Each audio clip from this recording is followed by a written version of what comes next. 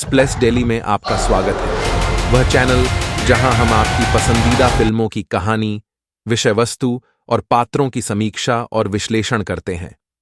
आज हम kingdom of the planet of the apps की कहानी समझाने और फिल्म की रिव्यू करने जा रहे हैं। यह 2024 की अमेरिकी साइंस फिक्शन एक्शन फिल्म है जो वेस बॉल द्वारा निर्देशित और जोश फ्रीडमैन द्वारा लिखित है। यह war for the planet of the apps 2017 का एक स्टैंडअलोन सीक्वल है। आइए इसमें शामिल हों, लेकिन उससे पहले मेरे चैनल को सब्सक्राइब करें। सीजर की मृत्यु के बाद कई पीढ़ियों तक वानरों ने कई कुलों की स्थापना की, जबकि अधिकांश मनुष्य जंगली बन गए।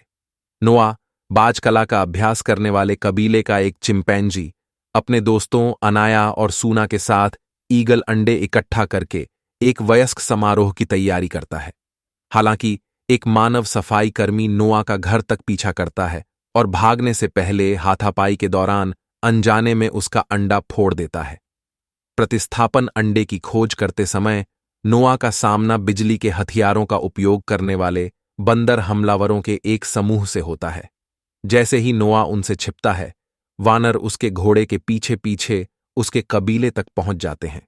नोआ अपने गांव को जलता हुआ देखने के लिए घर लौटता है। नोआ को ऊंचे मंच से गिराने से पहले हमलावर नेता सिल्वा नोआ के पिता को मार देता है।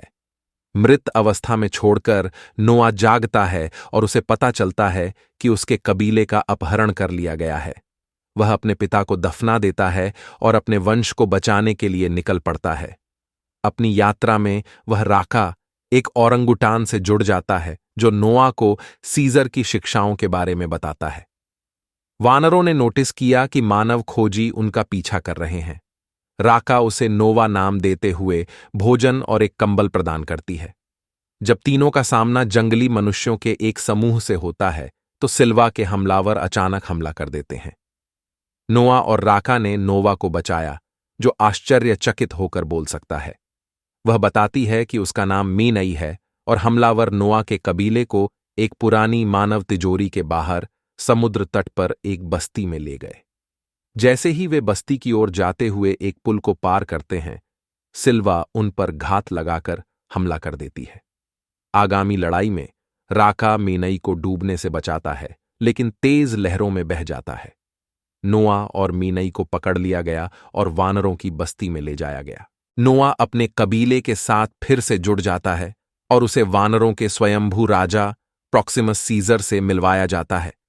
प्रॉक्सिमस ने अन्य कुलों को गुलाम बना लिया है, जिससे उन्हें तिजोरी खोलने पर काम करने के लिए मजबूर होना पड़ा ताकि वह अंदर बंद मानव तकनीक तक पहुंच सके।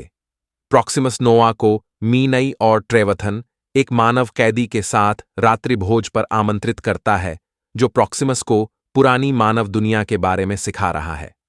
प्रॉक्सिमस का मानना है कि नोआ की बुद्धिमत्ता तिजोरी खोलने में मदद कर सकती है और उसे चेतावनी देती है कि मीनई का केवल अपना एजेंडा है। नोआ मीनई का सामना करती है और उसकी मदद के बदले में सच्चाई की मांग करती है।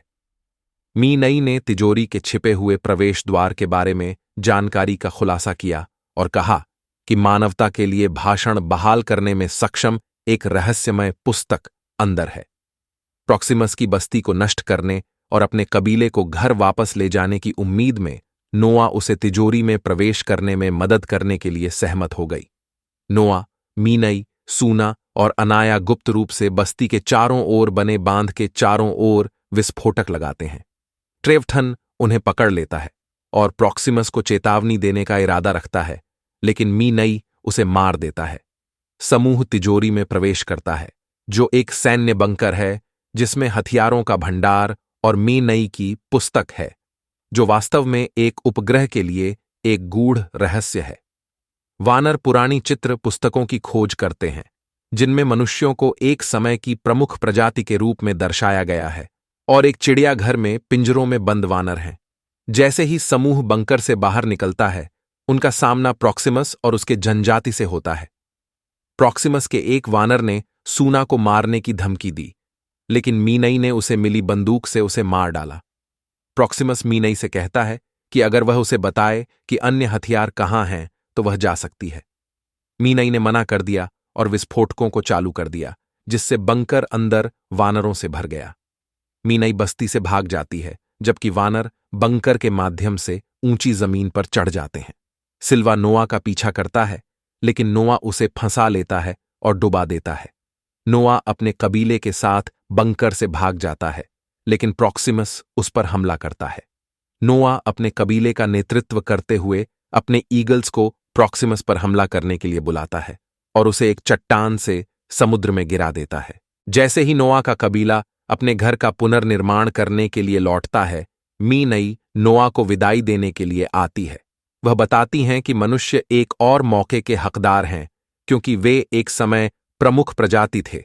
लेकिन नोआ सवाल करते हैं कि क्या वानर और मनुष्य शांतिपूर्वक सह अस्तित्व में रह सकते हैं। जैसे ही नोआ सूना को अपनी यात्रा के दौरान मिली दूरबीन से देखने के लिए ले जाता है, मीनई एक उपग्रह बेस पर एक मानव बस्ती की यात्रा करता है, जिसे बाहरी दुनिया से अलग रखा जाता है। मीनई गूढ़ रहस्य कुंजी प्रदान करता है, जिससे मनुष्य को उपग्रहों को पुनः सक्रिय करने और दुनिया भर में अन्य मनुष्यों से सफलतापूर्वक संपर्क करने की अनुमति मिलती है। कहानी के लिए इतना ही, और अब समीक्षा के लिए। फिल्म हमें एप्स गाथा में पीढ़ियों से आगे ले जाती है, और हालांकि यह एक दृश्य चमत्कार है, यह अपनी कमियों के बिना नहीं है। यह फिल्म देखने में आश्चर्यजनक है, इसके प्रभाव अवतार के प्रतिद्वंद्वी हैं। यह स्पष्ट है कि फिल्म निर्माताओं ने एक विश्वसनीय और गहन दुनिया बनाने में बहुत प्रयास किया है। एक्शन सीक्वेंस अच्छी तरह से तैयार किए गए हैं और रोमांच की कोई कमी नहीं है।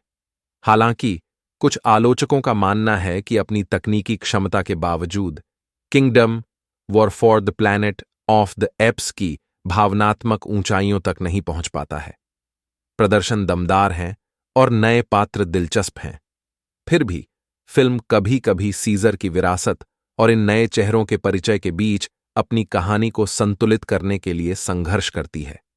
यह पिछली फिल्मों में स्थापित निष्पक्षता और वफादारी के मूल्यों को आगे बढ़ाने का एक साहसिक प्रयास है, लेकिन निष्पादन हमेशा उतना मनोरंजक नहीं होता जितना कोई उम्मीद कर सकता है।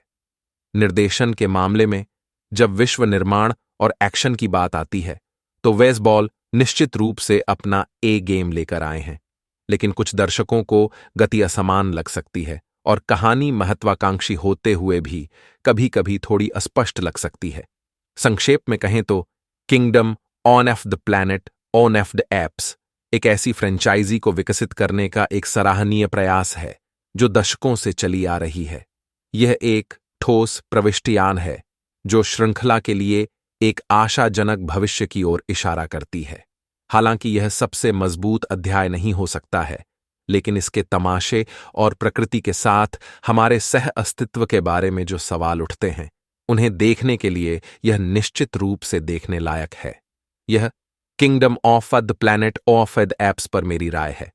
अगर आपको यह वीडियो पसंद आया तो कृपया इसे लाइक करें और अधिक फिल्म रिव्यूज और स्पष्टीकरण के लिए हमारे चैनल को सब्सक्राइब करें।